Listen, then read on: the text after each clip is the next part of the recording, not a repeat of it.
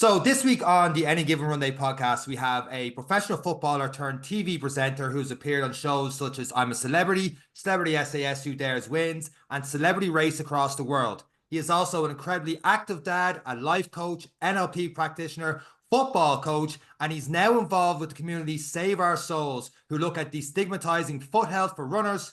Jeff Fraser, welcome to this week's episode of the Any Given Monday podcast. How are you getting on? Yeah, good. Thank you so much for having me. Yeah, I'm really good, actually. It's been a really positive start to the year. So, Jeff, what do you do in your spare time? Straight in. Spare time? I don't know what that is, in all honesty. I speak to people like you. I'm glad we could be here for such a break. Jeff, it is a phenomenal accolade that has been read out. You've had quite the level of experience and background in sport. But like we ask everyone who comes onto this podcast, where did sport start for you? What got you into sport? It's varied, isn't it? And it's varied, that list, because I've made it up as I've gone along. I think most of us are doing that, but we like this podcast. We like to give the impression that we've sort of meticulously planned the journey and we know exactly what we're doing, where I don't. I just don't. But sport started, it was football. It was always football. And I think actually, you know, in relevance to your podcast and the love of running, really, I probably should have gone to an athletics club because football didn't work out. I got close. I was a pro at Leyton Orient. They were League One at the time. Didn't make it into the first team. But one thing that was obvious, but not obvious enough, was that I could outrun everyone in pre-season. I could outperform everyone on the bleep test. We used to, when we were apprentices, if we didn't do the jobs correctly, which was literally every day, according to our youth team manager, he used to sort of go above the door frames and sort of swipe his finger. And obviously, we didn't clean the dust off the top of there. He just, for some reason, he loved to punish. And the shout was always, "Get your flats on," but there'd be a swear word in there as well. And what that meant is that we had to do a 12-minute round the pitch at Brisbane Road. And I always remembered enjoying it, whereas everybody else would be like, "Oh, God, I wouldn't want to do it." And I'd always be like, "Yeah, come on, let's have a race." So, you know, and I always remember sort of just being short of 10 laps of the pitch within 12 minutes. And I wish someone had sort of said to me and just was like, "Look, if it doesn't look like your career is going to go anywhere from a football point of view, get yourself into running, because you probably sort of enjoy it to compete at middle distance or whatever it might be." So yeah, football was the thing. And I think when football doesn't work out, you at that point have already got a sort of a pride of one's health and fitness, let's say, that doesn't always necessarily sort of stick with you, but it did for me. I always wanted to look after myself, and I think then beyond that, in my early adult life, when the boys lost their mum, and it's like, right, my health actually now doesn't just matter because I want to be healthy. It now matters because actually I need to be here. So yeah, then you start sort of looking at the marginal gains of things, and I've always just wanted to be fit and healthy and strong, and I've had lots of motivations to keep that way. It's quite different than when I played football in younger years through academy teams and on the fringes of international teams. And when you reach that age where you realize I'm not going to make it, there's two ways you can go. You can either retire at 21 and that's the end of it, and you become that guy in the village that everyone looks at and go, "Can you believe he used to?" Or you can stay involved, or something you can switch. You obviously moved down the road of switching sports, staying active, staying true to that fitness side of your life. Was there a point in that you ever thought, "Why am I bothering? I'm not going playing Sunday League. I've been in Leyton Orient. I've been here." Was there ever a point in your life where, or was it always just, you know what, I'm never happier than when I'm involved in sport? Yeah, I've always wanted to be active. I always knew that, and there's always that conversation around the fact that, you'll miss the dressing room more than you potentially will sort of playing the game. So keeping my hand in with a bit of Sunday football, running, going to the gym with friends. There's so many social aspects to it. My only regret is that I didn't take up golf sooner. another regret is like, why didn't I get on paddle when it first sort of started popping up 13 years ago? Because I could really do with being better at that sport as well. But even now, like I love talking about it. I love the fact that it's something that I share with my friends. And when you start, settling down and you're married and you've got kids, it's those experiences where you can sort of be where you can do your exercise as well as socialize with your mates that are just really important. Actually, it's not just something you do because you can, it's something you do because in some respects we need to. So yeah, I've always kept my hand in with sport. It's never been like, I've never had to motivate myself to play something or do something. And I don't take that for granted, actually, because, sometimes I think we can struggle with motivation. Like, why would I bother? And you go down a certain path where actually it's really easy to sort of, socialize in a way in environments that don't involve exercise. And then all of a sudden, I suppose you look down, you can't see your toes, and you're like, oh, how did that happen? Maybe that's just age, maybe that's just what happens. But we're a product of our environment. We're, a product of the people we spend our time with, and obviously the choices we make. And I feel like I've made good choices in that department. We deal with a lot of people that, true to what you say, they find it difficult when they're breaking into sport. A lot of people get into running like that. They try their hand in football, they try their hand in rugby, they try their hand at everything else through younger years, through school, through university. We try to be professional, and then running ends up becoming a default at some point or a new hobby for people. What they find difficult is having that conversation with those friends who socialize in other circles, to be like, well, actually, I'm getting up at 6, so I'm not having a beer tonight. And they're like, why? What's wrong with you? Is that commonplace, or is that something you find is probably one of the biggest barriers to sport? Because Ireland, the UK, we have that social life, we have that element, and for me, a lot of the times having to explain, and then you become that person that talks about running all the time. It's like, well, I wouldn't talk about it if you didn't ask me why I wasn't drinking. But do you find that that is one of the biggest barriers to sport, and that's what can rule people out, I suppose, of taking it a little bit more serious? I can only speak for myself, and I guess a lot of my friends have just by default ended up being the lads that I played football with. So Yeah. we've maybe all got similar attitudes towards it. And then obviously, typically a lot of people, when they stop playing, they take on golf. And then obviously we've got this wonderful sport of paddle that's just come out of nowhere that that we're all equally infused with, but also we're a little bit like begrudging of, because in the summer we were meant to be improving our handicap at golf, and instead we went to the paddle court. So we got worse at golf. We went sideways at paddle. But look, I'm so lucky that there are so many things that I'm into. Chuck cycling into the equation as well, and I know it's not running, but I also I'm a big advocate for walking.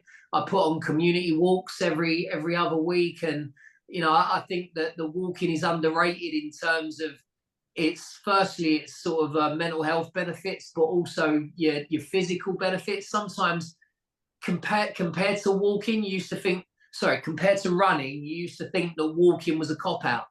But actually, like, there's this new information that we've kind of started getting in the last 12 months around, if you want to lose a bit of weight but you don't want to lose muscle, then actually walking on an incline is like a really good thing to do. It's about keeping your heart rate below a certain threshold so that you're actually fat burning and not sort of anything else. And all of a sudden you're like, oh right, I just thought that it's about sweating, and it's about going as hard as you can, and actually there are so many different ways for us to achieve whatever our moving objectives are. Yeah, walk is one of those great things for lowering cortisol levels. Jeff, like, reading your intro and listening to you, you've mentioned, I'd say 27, 28 different sports and stuff at the moment there. You sound like a very active go person. But I was listening to you on a podcast there, and one of the quotes you said on that was, stillness is absolutely vital. How does that work for someone who's interested in all these different sports, and what that quote come from? It comes from getting a balance. I've been a meditator for, I'd say, nearly 20 years. I'm not always as regular as I'd like to be. It's one of those things like running, like anything, actually, to keep the good habits on track sometimes require a lot of hard work and discipline, and I don't always have that. But look, to be still is again, it's one of these wonderful habits that if we can get it into our routine, then everything else goes better. For me, it's a way of just being able to quieten the noise, to be alone with your thoughts, to go beyond your thoughts. It's actually a very healing practice. In terms of there's talking therapies where you can speak to someone face to face. Not everyone likes that, but you can heal just as effectively by actually just sitting with yourself. And that won't make sense to a lot of people. Well, yeah, but you're not discussing it. How can you possibly overcome trauma or the challenges that we face mentally by just being still and not thinking of anything? But we just sort of heal from the inside out. We are such a miracle in so many ways when you think of all the systems that are combining to enable us to breathe and to just be. That's something that I've benefited from greatly. And I think I had a bit of a childhood as most of us did, and I think the way that I'd profile myself, and proudly as well, is that I'm a bit of a survival expert would be the wrong term, but I'm just really interested in it. I've got certain instincts that I think are always geared towards doing better, improving, healing, which are two separate things, but obviously combined, it just means where you end up. I don't know really how successful I was meant to be in terms of a kid from a council estate that had a few things go on where you're like, right, I need to heal a load of stuff before I can really start enjoying life in the way that I feel like I'm meant to. But yeah, you unravel it as you go, and that's one of life's privileges, I guess, is the challenge of mastering yourself, which you can never do. It's impossible, but you can certainly, go a long way with it. And I know that exercise has always been something that I know improves things, so therefore I'll continue to do it. And yeah, the stillness. And look, some people listening to this won't have ever been to a sound bath meditation. For example, like the frequencies that the singing bowls create, some of the instruments that they use to sort of recreate and mimic the sort of the sound of waves. I can't tell you or break it down scientifically what it gives you. I fall asleep a lot. I know that's good. But look, these are just so. They're the magical sort of experiences that you become a little bit like, not addicted to, but I'd want to do one at least every other week, because for me, I'm exploring, right? That's what, again, another thing I'd compliment or credit myself with is that I'm always looking from a marginal gain point of view for ways to do things that make me healthier, that make me more relaxed, and actually the most important word was always to be more balanced. I think there's always an influx of challenge, right? Life has to throw the next challenge, because whatever you're ready for, you can guarantee that your subconscious will either bring something up and put it in front of you from the past, or life just broadly will be like, all right, well, look, now you've got something to deal with in your relationship, or work's going to, not go so well. So then you're going to have to sort of deal with that. And I just look at all of it as a sort of a test and things that you can sort of almost climb on in order to make yourself stronger, more knowledgeable, more resourceful, more resilient. And so look, as a result, I quite like who I am at 45. We always, you're a lot younger than me, you two, I'm sure, but you get to a point where you're less ego driven. And so as a result, it informs your choices, and you start making better choices, because you start looking at the second half of your life, and you start thinking about how I maintain a fitness over a longer period of time.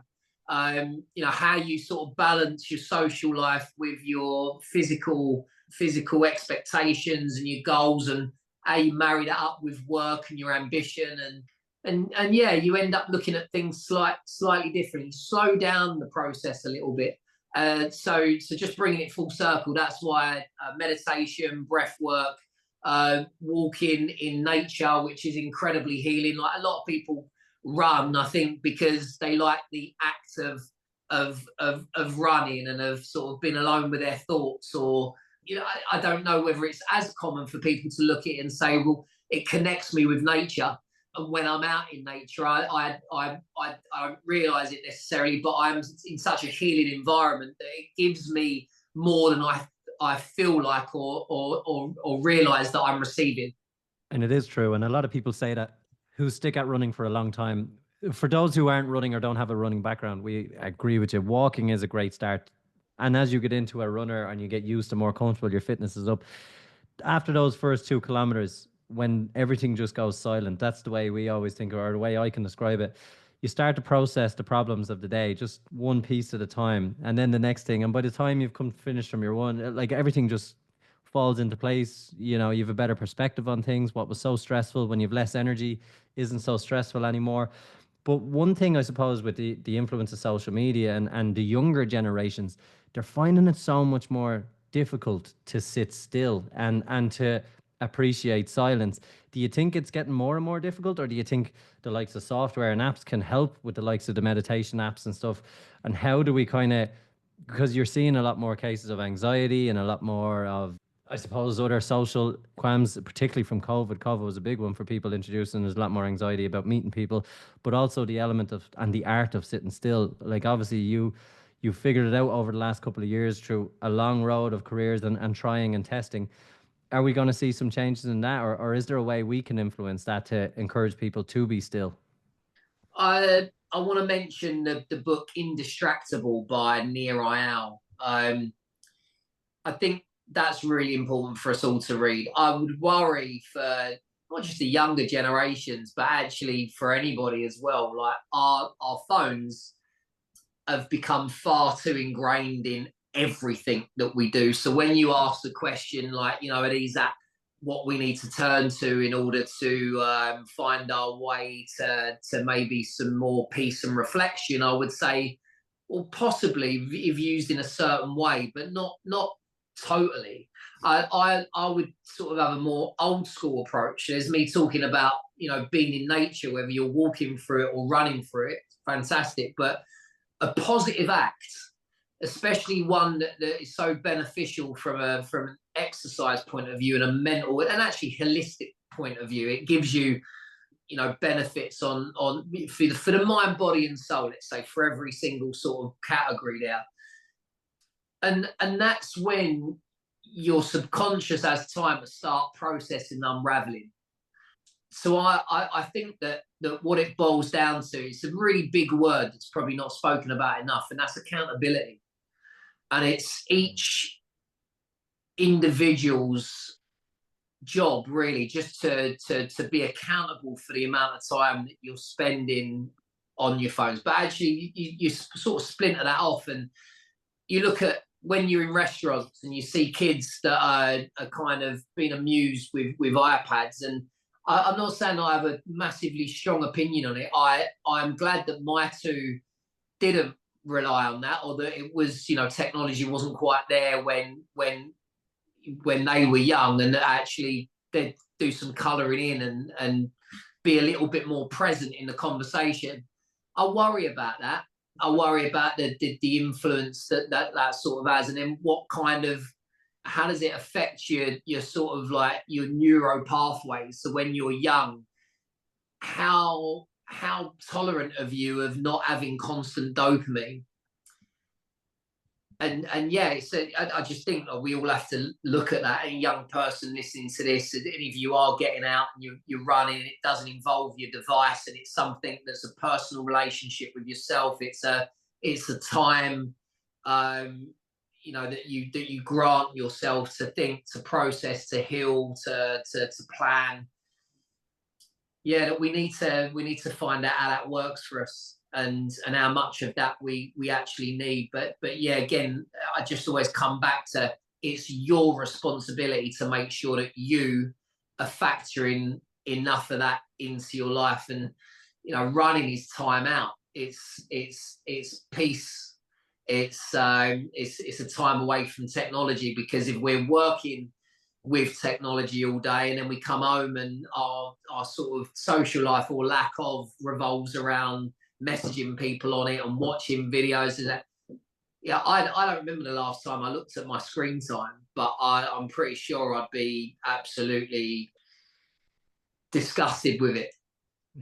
And it just creeps in.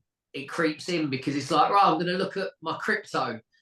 So, and then I'm going to look at whether I got my points on Vitality. And then I'm going to look at Instagram. And then I need to post something. And then I'm going to respond to a few people. Then I need to see how my family and friends are. And then I need to watch the goals from last night's game. I'll avoid the North London derby highlights. And actually, yeah, it could pretty much take you right up to closing your eyes. And then we know that the blue light and and charging it next to your bed, it's a minefield, by the way. We need to watch out for these things. Don't have it in your lap, when you're driving, and there's so much, right? But it's our responsibility to make sure that we've got the correct lines drawn in the right places. I want to get into the foot health and all that in a second, but when you're talking about that, do you have set structures? Do you believe in set morning, nighttime routines and all that kind of thing? Or is just life too busy for that and you just need to be just accountable to get up and get on with your day? How do you approach that? Yeah, I used to be all about structure until I realised that it was too rigid. And I think what works for me is, again, I refer to sort of coming into my mid-40s where I can relax a little bit and it all still gets done.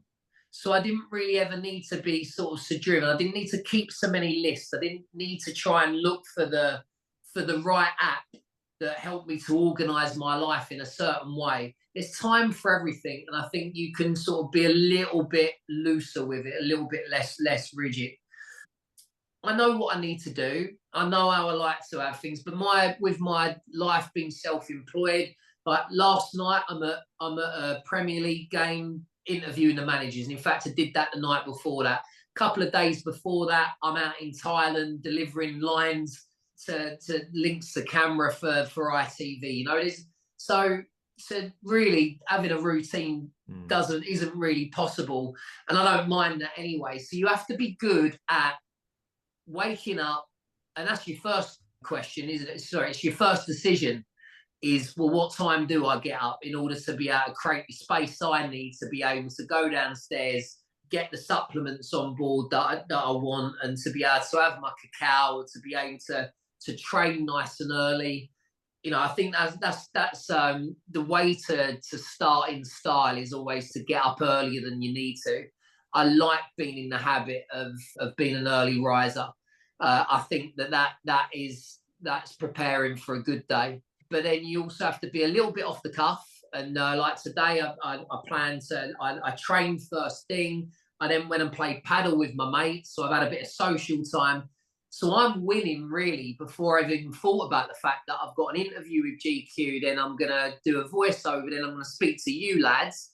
And then I've got a few hours. What do I want to put into those hours? And I'll refer back to that book, Indistractable, but it talks about time boxing. And again, I can do it mentally. I don't need to write it all down, but I know within that space, there's life admin that needs doing, but there's also an element of what can I do for myself? So that's right. That's where I'm going to meditate today. That's where my 30 minutes of that is going to creep in.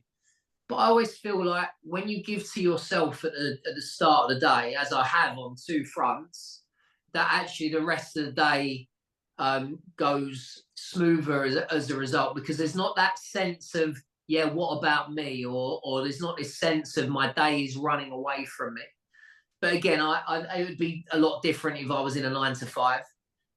Then I think your rigid structure does work for you. Like my wife, actually, she is in a rigid 9 to 5, so she trains first thing, and she's a much better person. She's a much better employee. She's much better in a role as a PR operative. It's probably not what they call themselves, but just for training nice and early. There's this thing around sort of daylight. I always think that it feels so much better and you're so much more rewarded when you train or get up to do your training, whatever that is, running or gym, when it's dark, because there's that element of sacrifice. Yeah. And when you've sacrificed your comfort, the comfort of your bed, the comfort of your warm home, the comfort of sort of mentally telling yourself that my day doesn't begin until it gets light, I always think like that is someone who's got their stuff together, someone that has the ability to go without, someone that has the ability to come out of their comfort zone. And I've always tried to do as much of that as I can, because again, I just know that I recognise that it is vital to growth and building a resilience and a confidence and a trust in yourself that I can do what's necessary. I think we need to be able to answer that question. Can we do what is necessary to achieve the results that we want? With all that you've just said, you seem to be that well-rounded guy, but obviously built on experience. Has any of it across the many things you've done scared you? Like the He Who Dares, like the race across the world? Was there any element? Because obviously you're physically fit, so fitness isn't a concern, which is a concern for most people who take on some of these challenges. But the mental aspect, the other side of not having that control, did any of that scare you? Did you learn a lot from any of them things? Or what is it that you went, I could be in over my head here? The SAS thing is worth a mention, I think. And again, because I was always the one with the engine, it allows you to go into that with a confidence, which is naive actually, because that whole process is probably 15% fitness and 85% sort of mindset. But I also was confident in my mindset because I've been tested by life, and I like to feel like I've always had a resilient attitude. But what's the hardest thing is always what come of that experience as a byproduct, and actually sort of comes every time I speak to a football manager, oddly, and that is that, are you prepared to look at your flaws? Are you prepared to even acknowledge their existence? And that can be really difficult. And I know that that's wrapped up in ego. It's also sort of wrapped up in not wanting to be uncomfortable with who you are. And we've all got our flaws, and it's just whether you're willing to look at them or not. But on the you might be asking, like, well, what flaws? What did you discover about yourself? And on the SAS thing, it was like I was really good when it came to organising myself and sort of supporting everybody else, but slightly from a distance. When it comes to switching into a mindset of look after your oppo, i.e. like you're in pairs, make sure you look after this individual, because that's what's required in the military in any capacity. And actually I found that harder. I found it harder to look after someone that wasn't maybe as physically capable. And I remember sort of like we were pulling something heavy along the snow with the skis on and sort of digging in. And for me, it was all about keeping up with the stronger teams. And the person that I was with was struggling, and I didn't have the right response to that. So again, I recognise at that point my life had lended itself to having a really close personal relationship with myself. I was a bit of a loner as a kid in certain respects, and then you start to kind of, when that's reflected back at you in the form, firstly, of a bollocking, and then secondly, it's like you sit down and you kind of start thinking to yourself, like, why did I find it so hard to just forget the competitiveness and support the individual that ultimately I was there to kind of stick with? And yeah, and you start to ask yourself some difficult questions, and obviously it just reflects. We all have our dark edges, as it were, our things that we haven't confronted or maybe didn't even know that we needed to.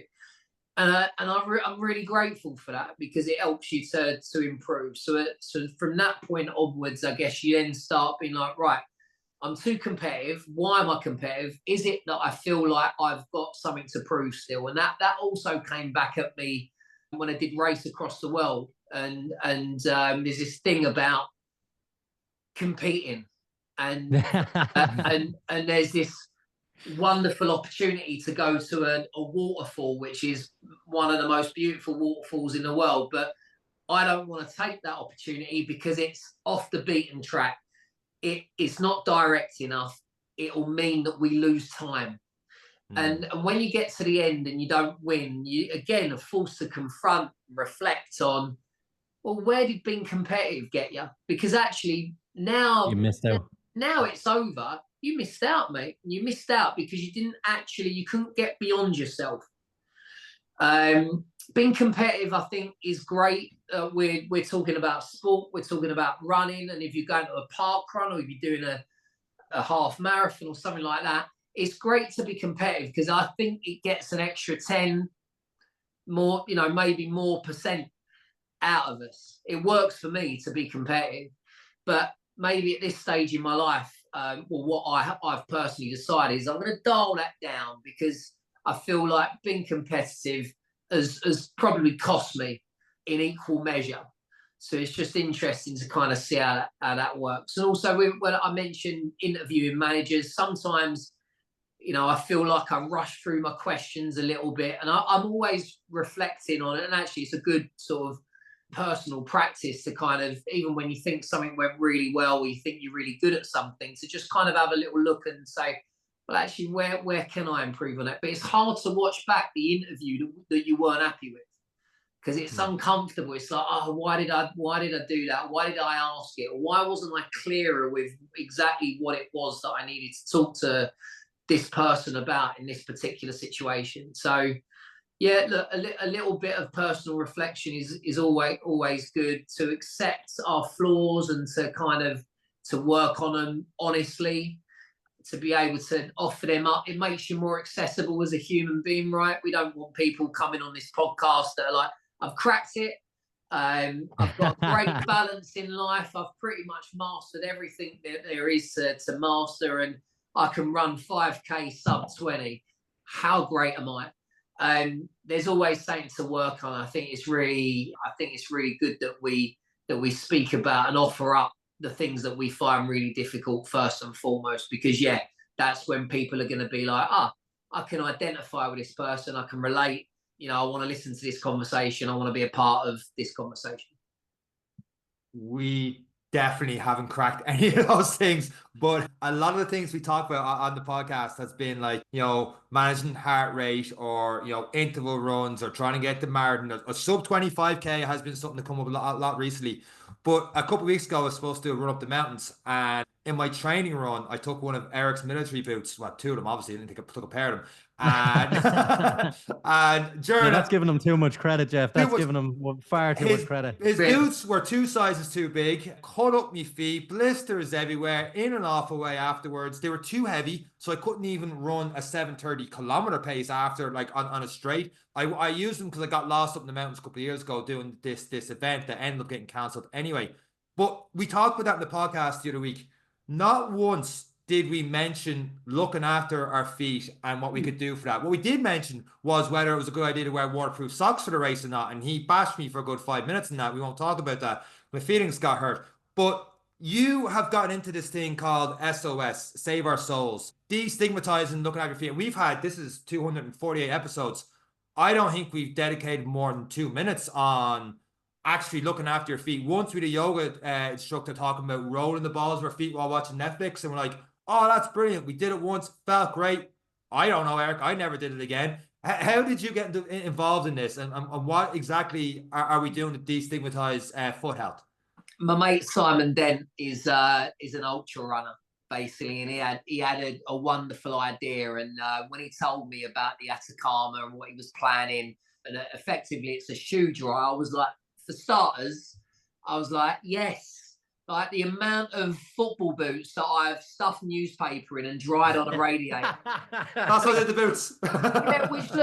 which always affected the quality of the leather, and you used to have to polish them for days, like to try and sort of just get them back into the condition you wanted. It was almost like, and then they'd stink. You can't just leave boots outside because I don't know where you guys live, but the foxes. Yeah, be robbed.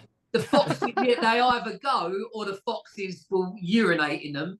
So it's like, what?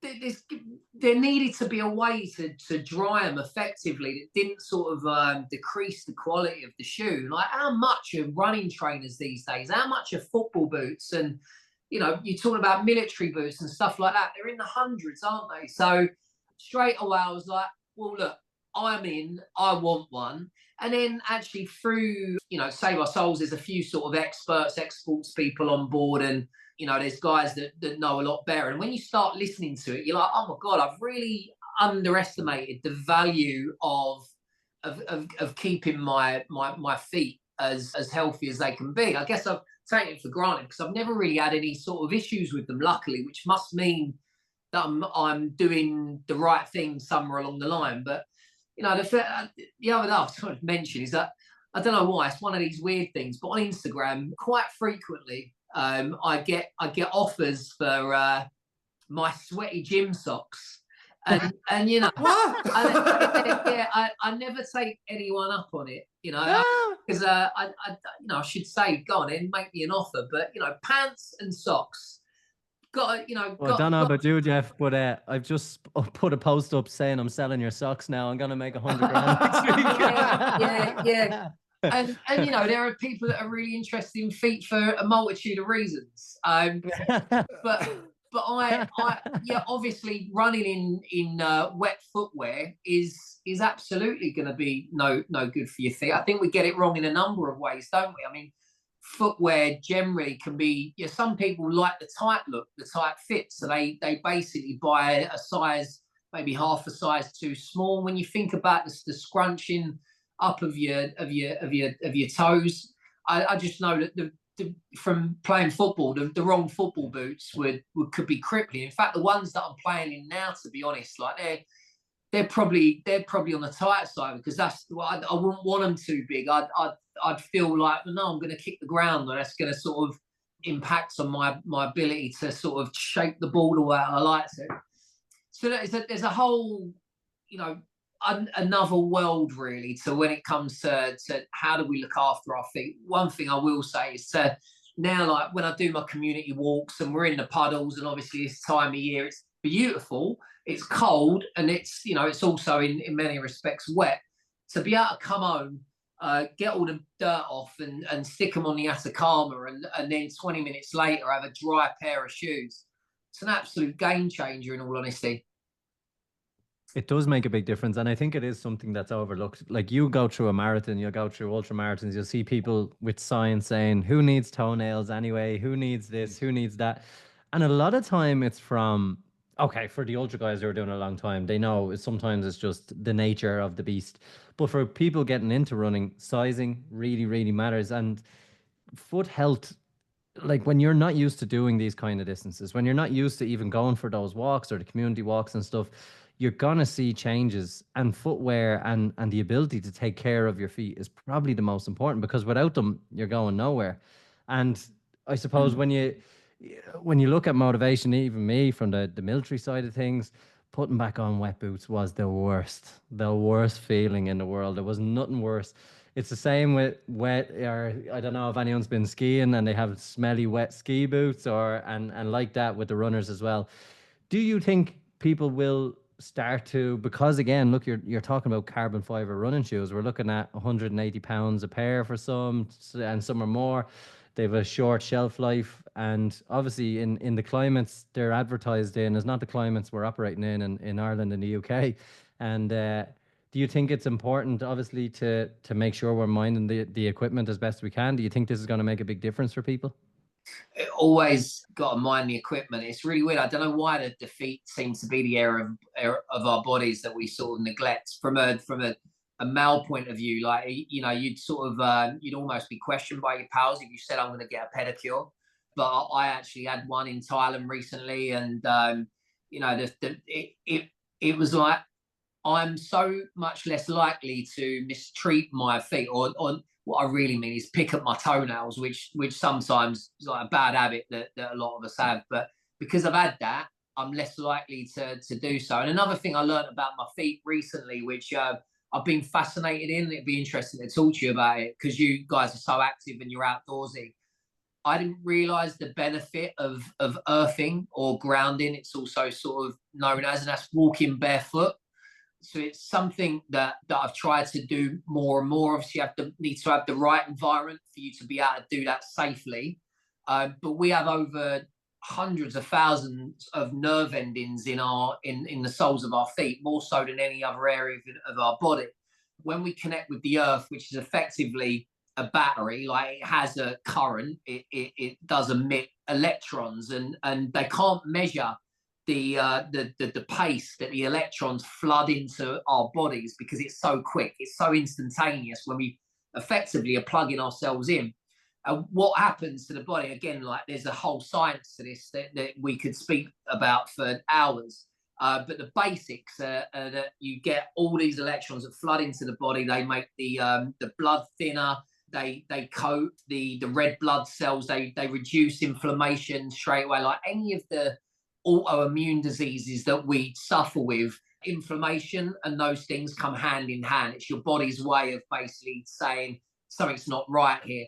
And who knew that one of the most effective ways to be able to counteract inflammation in our bodies would be to just put your feet on the earth. Like, you don't have to be moving, but just plug yourself in.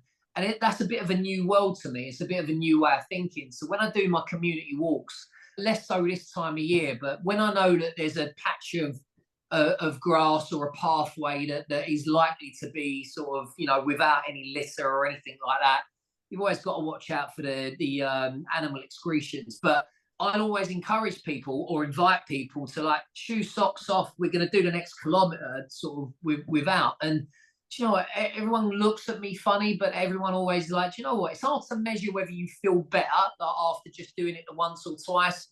But I personally swear by it. And I think if we're talking about foot health, we've got to recognise that our feet are the gateway. The Chinese will tell us this, right, in terms of meridians. So, again, it's not something I know lots about, so I can't go on about it like I have any form of expertise in it. But, it's the gateway to everything. So, yeah, plug yourself in, guys.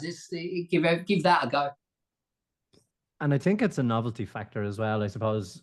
We talk about, the silent time or the still time. We talk about getting out in the outdoors. The novelty factor of, you work in boots, you work in shoes, you work all day. And when the shoes come off in an activity that normally they'd be on, like the beach, for example, there's nothing nicer than feeling the sand, and you just feel like you've had a day off. And you could never explain that, you could never quantify it, but when you go on holidays and you spend your day walking around in your bare feet by the pool or by the beach, you feel like you're relaxing, you feel like it all, but it was just called holiday. Well, yeah, we think that it's the sun Yeah. and just the environment, but it's probably also in relation to, well, no, actually, you sort of had your feet on the ground and you didn't have a rubber sole in between you and it. So as a result, you got the benefits of it. You just didn't realize because you didn't know about that. And it's something that I'm one that doesn't matter if it's middle of winter, I'm in flip-flops and bare feet every chance I get at home. But that's just the nature of where I've came from. My experience, I'm just as quick as I can get the shoes off, I have, but I've never known there to be a science behind it. I've never known it to be any extra benefit. I've just always wanted to be barefoot as most as I can. There is a lot changing as well in terms of we're looking at runners and different styles of runners to kind of open out people's feet and stop them cramping in. And is that something you guys are looking into as well, or as part of this whole foot health?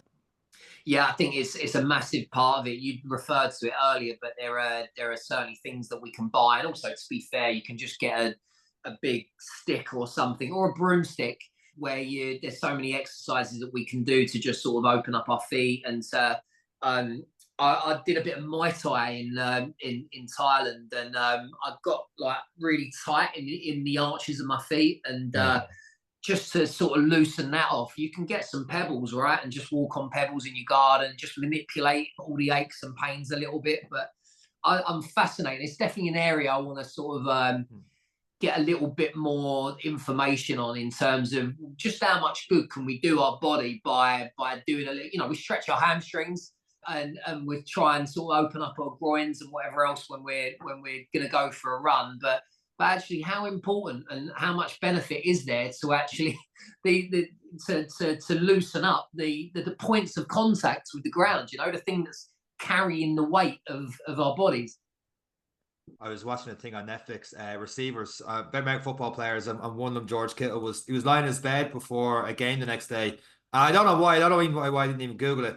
he had toe spacers on. And I've seen a few athletes like LeBron James and stuff. You've heard about that before, like to relax them. So No. basically, I wish I'd Googled this before to talk about it now, but like they literally things in between their toes to space them out. I'm like, the professional athletes are doing it. There's something to this, to the foot health. But I was like, that's mad. And then forgot about it when something else came up on the TV, my team losing the Super Bowl. But anyway, it's mad how, like, if athletes are doing something like that, there has to be something to it because that's like their livelihood.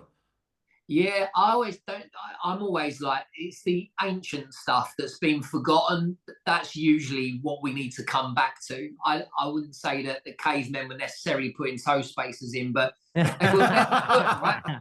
Nice So pink ones. You know, our feet were different. They were probably a different sort of shape until we started squeezing them into shoes, and then all of a sudden, you know, we're changing our physiology entirely. There's probably so much to it that we don't know. Where can people find out more about Save Our Shoes? Soles, sorry, Save Our Soles. I mean, you can save shoes as well. I think it's always good to save shoes, especially like, you don't want to buy too many pairs.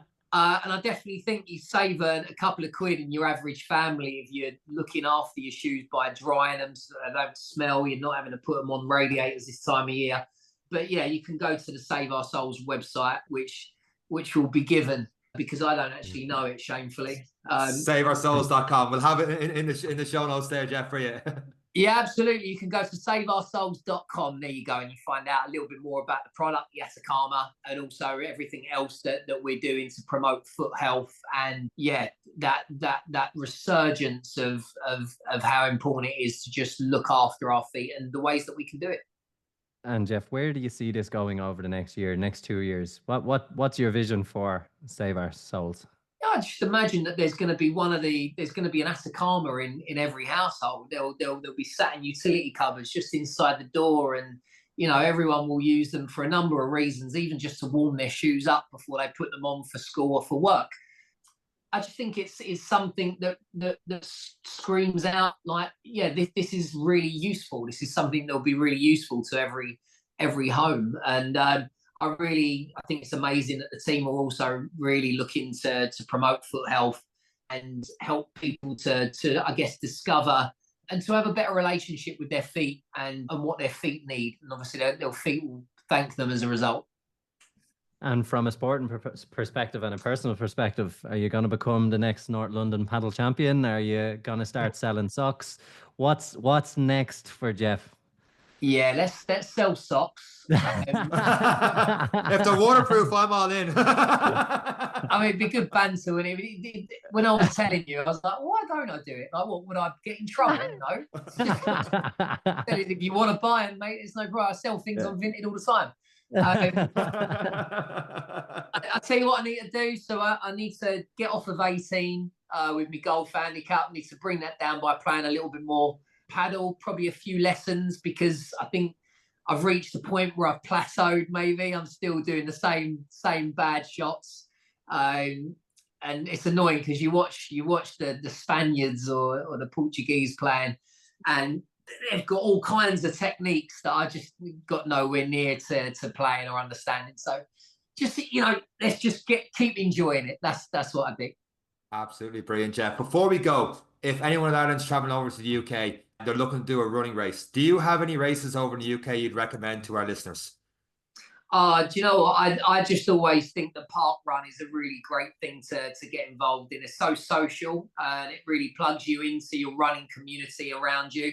So from there, that's where you'll be able to find out about running clubs in your area, and that's where you'll also be able to make friends, which is always a bonus. Absolutely brilliant. Jeff, thank you very much for coming on. And that's this week's episode of the Any Given Run Day podcast with myself, Jeff, and Eric. Take care.